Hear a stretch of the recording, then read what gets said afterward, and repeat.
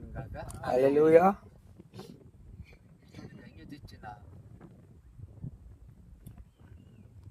సేవకులైన సువార్తకులైన మీకు అందరికీ నా యొక్క వందనములు శుభాశిస్తూ, దేవుని కొరకు జీవించేవారు ధన్యులు, దేవుని కొరకు నడిచేవారు ధన్యులు. ఆమేన్.